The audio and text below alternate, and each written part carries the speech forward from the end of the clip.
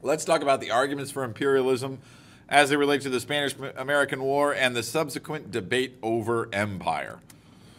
Why build an empire? Well, from the end of the Civil War to the 1880s, the United States, we could say, was fairly isolationist. But in the 1890s, due to that rising exports that we've talked about, our overall increased manufacturing capability and power and wealth, we began to expand onto the world stage, and we began to use overseas markets to send our goods.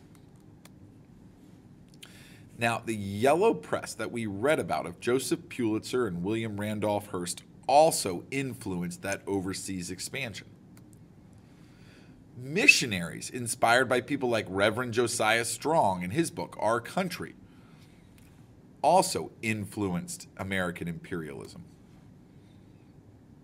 And remember, these things were already happening around the world. Europe was carving up Africa and China at this same time.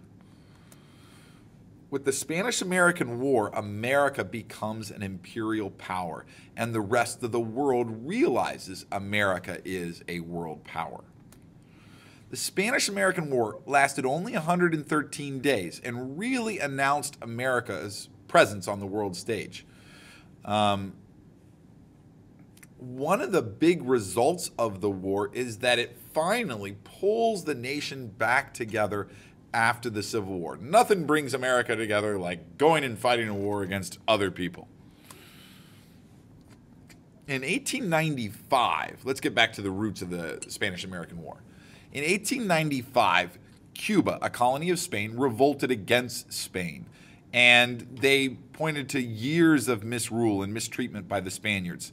And Cubans burned the sugarcane fields in hope that that kind of destruction would make Spain just leave, or maybe America might interfere. America might intercede on their behalf. The American tariff of 1894 had raised prices on Cuban sugar already. And sure enough, America supported Cuba, and the situation only got worse when the Spanish sent a new General Weyler, to Cuba to crush the revolt, and he ended up putting many civilians into reconcentration camps that were just terrible and killed a lot of people. The yellow press, the newspapers of the day, competed against each other to try to come up with more and more sensational stories. And William Randolph Hearst sent artists like Frederick Remington to draw pictures of often fictional atrocities. For example, he drew Spanish officials brutally stripping and searching an American woman when in reality it was Spanish women, not Spanish men, who handled strip searches and such. And then on February 9th, 1898, a letter written by the Spanish minister to Washington, the Delome guy that we learned about, totally ridiculed President McKinley. That letter was published by William Randolph Hearst, February 9th, 1898. Soon thereafter, on February 15th, the U.S. battleship Maine exploded in Havana Harbor. Lots of U.S. Officers and men in the American Navy were killed, and America is itching for a fight, and Spain is on the verge of being crushed. Actually, what really happened with the Maine is not known. We're pretty certain at this point that it was an accidental explosion that blew up the ship, which is what Spanish investigators said, but America ignores that and claims that it was an attack by the Spanish. The American public wanted war, but McKinley privately didn't like war or the violence. He had been a Civil War major and was just really turned off by war. In addition, Mark Hanna, his close advisor, along with Wall Street, didn't want war because it would upset business. However, on April 11th, 1898, the president sent his war message to Congress anyway. War with Spain seemed inevitable. America had to defend democracy. Opposing a war could split the Republican Party and America. Congress also adopted the Teller Amendment, which proclaimed that when the U.S. had overthrown Spanish misrule, it would give the Cubans their freedom. That's the Teller Amendment. It was a very short war. Very few American casualties. The war took just over 100 days. The Americans that died mostly died from disease. Most famous from the war were the Rough Riders, a group partially led by Teddy Roosevelt. But they really have an over-exaggerated importance. Probably even more important is the U.S. Navy's quick capture of the Philippines and capture of many of the Spanish fleet. On July 7th, 1898, the U.S. annexed Hawaii so that it could use the islands to support Admiral Dewey in the Philippines, and Hawaii received full territorial status in 1900. Soon afterwards, on August 12, 1898, Spain signed an armistice, putting an end to the war. In the negotiations in Paris, America got Guam and Puerto Rico and was able to free Cuba, but the Philippines were a tough problem. Since America couldn't honorably give it back to Spain after decades of misrule, but the U.S. couldn't just take it like an imperialist nation, or at least didn't want to. So upon taking the Philippines, an uproar really broke out. The United States has mostly acquired territory on the American continent.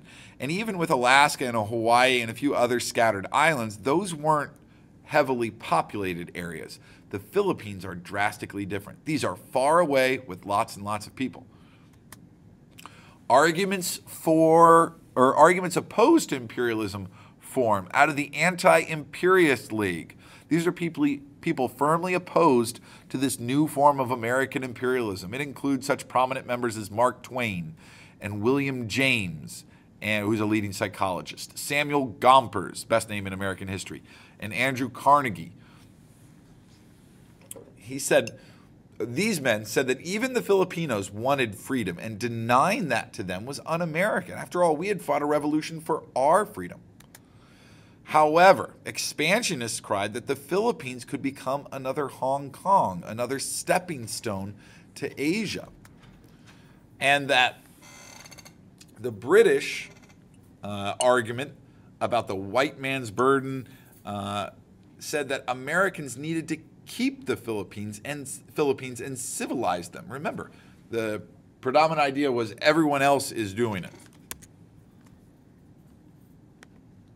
Come on. I'll come back and get your room when you're comments. Thank you. In the Senate, the Treaty of Paris, ending the Spanish-American War, almost failed to pass, but finally, William Jennings Bryan argued for its passage, saying that the sooner the treaty was passed, the sooner the U.S. could get rid of the Philippines. And the treaty passed by only one vote. So the question is, do we follow imperialism and William McKinley, or William Jennings Bryan, who, although he supported the treaty, wanted to get rid of the Philippines? And just like 4 years before, McKinley sat on his front porch and Bryan went out and campaigned, but Teddy Roosevelt joined McKinley's campaign as the vice presidential candidate and really campaigned hard and took a lot of the momentum away from Bryan.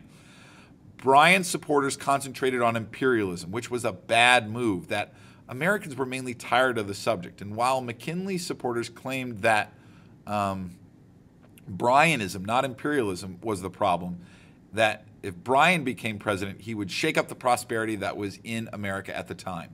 The economy was doing well. We had just won a war. It's not surprising McKinley won. Britain has a rivalry at the time with Germany, with things like military power. You might remember the arms race between Britain and Germany leading up to World War I, seeing who could build the biggest navy. Britain needs an ally in that fight against Germany. Britain turns to the United States and befriends the U.S. as an ally.